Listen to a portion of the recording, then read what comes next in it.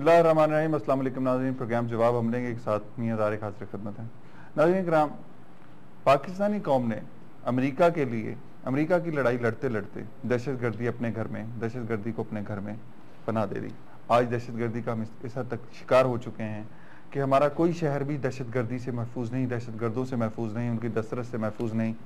आज कराची में SSP CID Chaudhary Aslam के घर पर एक खुदकश हमला हुआ जिसमें 8 अफराद जाँ बहक हो गए, जिसमें 6 पुलिस एहलकार और एक खातून और उसका बेटा शामिल थे। ये दहशतगर्द हमसे क्या चाहते हैं? एक तरफ तो हम फ्रंटलाइन स्टेट बनकर अमेरिका की लड़ाई को अपने घर में ले आए हैं और अमेरिका की लड़ाई हम लड़ रहे हैं, और दूसरी तरफ अमेरिका कभी हकानी नेटवर्क के हवाले से, कभी डू मोर के हवाले से पाकिस्तान पर मजीद प्रेशर बिल्ड कर रहा है। पाकिस्तान ने आज तक जो कुर्बानियां दी हैं, पाकिस्तान की मईशत तबाह हो गई है। पाकिस्तान को 70 खरब डॉलर से ज़ायद का नुकसान हो चुका है। पाकिस्तान की बिजनेस तबाह हो गया है, पाकिस्तान की इंडस्ट्री तबाह हो गई, पाकिस्तान में बिजली का बहरान है, पाकिस्तान में इस वक्त माशी बहरान है। दूसरी तरफ देखा जाए तो पाकिस्तान में गुज़श्ता साल और इस साल भी जो सैलाब की तबाहकारी हैं, उन्होंने पाकिस्तानी मईशत को एक दफ़ा फिर तबाह बर्बाद कर दिया है, जबकि हमारे हुक्मरान अभी भी अमरीकी गुलामी का तौक अपने गले से उतारने के लिए तैयार नहीं है।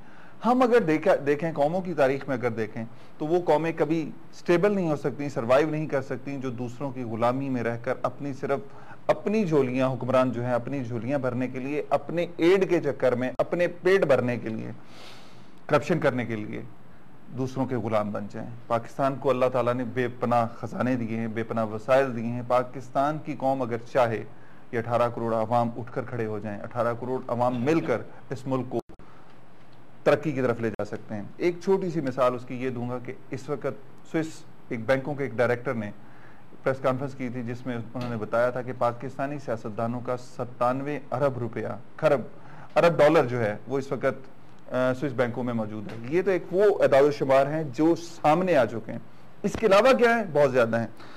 97 अरब डॉलर पाकिस्तान में आने से क्या होगा, आने वाले दिनों में किस तरह उससे तरक्की हो सकती है। लेकिन अगर हमारे हुक्मरान चाहें तो इस मुल्क की तकदीर बदल सकते हैं, इस मुल्क को दुनिया के तरक्की याफ्ता मुल्कों में की सफ में शामिल कर सकते हैं। पाकिस्तान अगले 50 सालों में हर फर्द 20,000 रुपया महीना के हिसाब से भी अगर तनख्वाह दी जाए तो उससे ज्यादा हासिल कर सकता है। पाकिस्तान के रोड, सड़कें, ट्रैफिक्स, हर गांव देहात से 4 रोया सड़कें बन सकती हैं पूरे पाकिस्तान में, और पाकिस्तान इतनी तरक्की कर सकता है इस मुल्क को किसी से एड लेने की नहीं बल्कि एड देने वाला मुल्क बन जाएगा। तो हमें ये सोचना होगा कि आने वाले दिनों में हमें क्या करना है। हमारे हुक्मरानों जो सिर्फ पावर के इस्तेमाल के लिए यहाँ हुक्मरान बनते हैं, पाकिस्तान के अवाम को कुछ डिलीवर नहीं करते, बल्कि इन्हीं का खून पसीने की कमाई जो थी लूट मार करके इस मुल्क से उसे मुल्क से बाहर ले जाते हैं, और पाकिस्तान के अवाम को के हाथों कशकोल देकर फिर अमेरिका और दूसरे ममालिक से एड मांगने की तैयारियों में लग जाते हैं। नाज़रीन, आज का हमारा प्रोग्राम दहशतगर्दी और डू मोर, इस पर गुफ्तगू करेंगे। लेकिन इस प्रोग्राम में आज हम सैलाब की तबाहकारियों, डेंगू की तबाहकारियों पर भी प्रोग्राम के एंड में गुफ्तगू करेंगे। मेरे साथ इस वक्त स्टूडियो में मौजूद हैं मारूफ अस्करी तजियाकार जनाब कर्नल मुख्तार अहमद भट्ट साहब। कर्नल साहब, मैं आपको खुशामदीद कहता हूँ सबसे पहले तो अपने प्रोग्राम में। कर्नल साहब, ये बताएं कि अमेरिका ने जिस वक्त पाकिस्तान के हवाले से अगर देखा जाए कि आज हिना रबानी खर की हेनरी क्लिंटन से भी मुलाकात हुई है, जनरल इशफाक परवेज कियानी की जो है नेटो उसके अमरीकी एडमिरल माइक मोलन से मुलाकात हुई है। ये पाकिस्तान का बड़े अरसे के बाद मुलाकातें हुई हैं।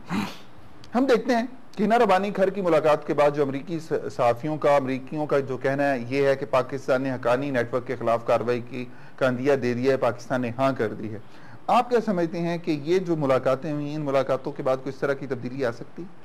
देखिए, बात यह है कि अभी जब से एबटाबाद का वाक़या हुआ है, जब उन्होंने रेड किया पाकिस्तान के इलाके में, तो उस वक्त से लेकर अभी तक पाकिस्तान के रिलेशन जो हैं वो अमेरिका के साथ सही नहीं है। ठीक है। और इनको कोशिश की जा रही है कि बिल्ड इनको दोबारा पटड़ी पे लेकर आए, लेकिन अमेरिका की जानिब से प्रेशर बढ़ता जा रहा है। नहीं, वो सही है। देखें, बात यह है कि अमेरिका पर प्रेशर इसलिए बढ़ रहा है कि क्योंकि अब वो अफगानिस्तान में जो है वो अपनी जंग हार चुका है। ठीक है, उसको एडमिट करें आप ना करें, लेकिन सारी दुनिया को पता है कि उन्होंने अपनी जंग जो है वहाँ पे हार ली है। जब इंसान जंग हारता है, एक सुपर पावर है, वो कैसे मतलब अपने आप को ये कहे जी मैं तो नाकाम हो गया हूँ और मैं अपने किस तरह से मैं मुंह दिखाऊंगा दुनिया को। उसको सेफ एग्जिट चाहिए। सेफ एग्जिट के लिए मतलब उसके पास और तो कोई सूरत हाल ही नहीं है, ना उसके पास कोई दूसरा जवाब बनता है। क्योंकि पाकिस्तान वार ऑन टेरर में फ्रंट लाइन पार्टनर था उसका, तो इसलिए अब वो प्रेशर डालेंगे, पाकिस्तान पे ही प्रेशर डाल रहे हैं।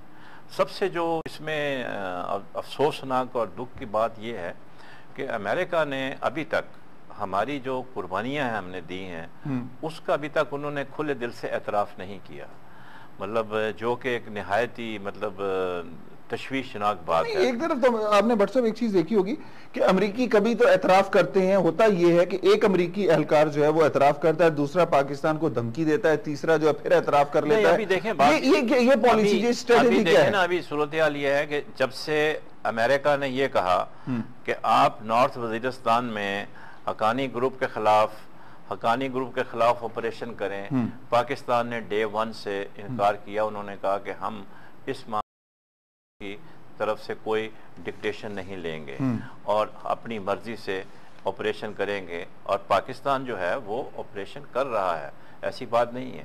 लेकिन वो चुने हुए टारगेट हैं, आइसोलेटेड टारगेट जो हैं, उनके ऊपर वो पाकिस्तान जो है आर्मी जो है। मैं आपसे गुफ्तगू का सिलसिला जारी रखूं। नाज़रीन, हमें यहाँ ज्वाइन किया है प्रोफेसर हसन अस्करी नकवी साहब ने, जो मारूफ दिफाई तजियाकार हैं। अस्सलाम वालेकुम प्रोफेसर साहब। वालेकुम सलाम जी। प्रोफेसर साहब, ये बताइएगा कि पाक अमेरिका ताल्लुकात जो काफी अरसे से स्टेबल नहीं थे, पाकिस्तान अमेरिका के दरमियान जो कशीदगी थी, अब अमेरिका, आप क्या समझते हैं कि जो हिना रबानी खैर की अमेरिकी वजीर खारजा सेक्रेटरी स्टेट से मुलाकात हुई है, जनरल इशफाक परवेज कियानी की जो माइक मोलन से मुलाकात हुई है, आप क्या समझते हैं इन मुलाकातों के बाद पाक अमेरिका ताल्लुकात में कुछ बेहतरी आएगी, या अमेरिका की जानिब से वो जो डू मोर का मुतालबा है, कभी हकानी नेटवर्क के हवाले से, कभी पाकिस्तान की सरहदी खिलाफ वर्जियों के हवाले से, आप इसे कैसे देखते हैं? देखिए, जो गैर यकीनी सूरत हाल पाकिस्तान यूएस रिलेशन में पिछले तकरीबन 1 साल से हम देख रहे हैं, वो मेरा ख्याल है सिलसिला जारी रहेगा, और अमेरिका वक्तन फवक्तन जो है वो पाकिस्तान पे दबाव डालता है, और पाकिस्तान उसकी बात नहीं मानेगा, चाहे अमेरिका कितना ही प्रेशर इस्तेमाल करे जो है। और होता यह है कि जब अमेरिका को कोई मिलिट्री डिबैटल या मिलिट्री सेटबैक अफगानिस्तान में होता है, तो वो फौरी तौर पे पाकिस्तान पे तनकीद करते हैं कि ये जो है उस ग्रुप को मदद कर रहे हैं, जबकि बैरून मुल्क से कोई अनासिर अपने दूसरे मुल्क में जाके गड़बड़ नहीं कर सकता जब तक उस मुल्क के अंदर गड़बड़ मौजूद ना हो।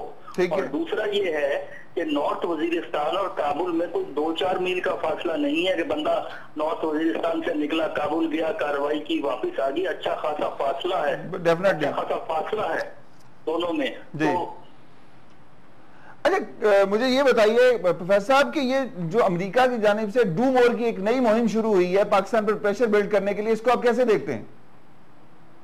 देखिए, हमें इससे घबराना नहीं चाहिए, क्योंकि अमेरिका अपनी जरूरत के मुताबिक बाज़ दफा अपने डोमेस्टिक ओपिनियन को खुश करने के लिए पाकिस्तान पे वो दबाव रखता है, और पाकिस्तान की लीडरशिप का रवैया दुरुस्त रहा है, क्योंकि वो हमेशा अपनी जरूरत के मुताबिक अपनी टेररिज्म की पॉलिसियां डिजाइन कर रहे हैं, क्योंकि दोनों ममालिक के कुछ मकासद कॉमन है, लेकिन ये मकासद आइडेंटिकल नहीं है, एक जैसे नहीं है।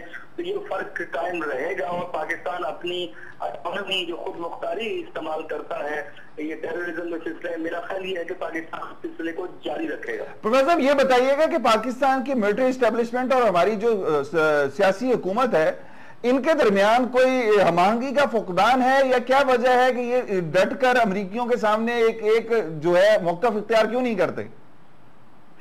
देखिए, असल जो पाकिस्तान अमेरिका के ताल्लुकात हैं वो तो फौज की मर्जी पे चलते हैं, फौज का बुनियादी इनपुट है। बाकी सिविल लीडरशिप तो बस वो गुफ्तगू कर लेती है, लेकिन जब तक फौज से अप्रूवल ना हो कोई बुनियादी तब्दीली या कोई बुनियादी फैसला पाकिस्तान यूएस रिलेशन में नहीं हो पाता। बहुत शुक्रिया प्रोफेसर हसन अस्करी नकवी साहब, मैं आपका मशकूर हूं, आपने हमें ज्वाइन किया। नाज़रीन, आपने सुना है कि उन्होंने कहा कि पाकिस्तान को जो है इस वक्त प्रेशर में लाने की कोशिशें तो अमेरिका कर रहा है, लेकिन पाकिस्तान की हुकूमत और पाकिस्तान की अफवाह जो है वो इस प्रेशर में आने से के लिए तैयार नहीं है, और पाकिस्तान जो है मुल्क के दिफा के लिए पाकिस्तान की अफवाह जो है वो अपना हर वो कोशिश करेंगी जो इस मुल्क को बचाने के लिए कर सकती है, मुल्क की दिफा के लिए कर सकती है। पाकिस्तान जो है अमरीकी प्रेशर में जरूर है, लेकिन पाकिस्तान को इस वक्त जिन मसाइल, अंदरूनी मसाइल का सामना है, अंदरूनी खतरात का सामना है, उसका मुकाबला करने के लिए हमारी अफवाज पाकिस्तान, हुकूमत और पाकिस्तान की अवाम वो अपनी जगह पर इस तरह खड़े हो जाएं, तो यकीनन यह है कि हम अमेरिका के सामने बिल्कुल खड़े हो सकते हैं। इस वक्त लेंगे यहां पर एक छोटा सा ब्रेक, और ब्रेक के बाद जब वापस आएंगे तो नाज़रीन हम कर्नल मुख्तार अहमद भट्ट से ये भी पूछेंगे कि क्या पाकिस्तान आने वाले दिनों में अमेरिका के सामने खड़ा होगा, तो उसके क्या नतीजे निकलेंगे। हमारे साथ रहिएगा।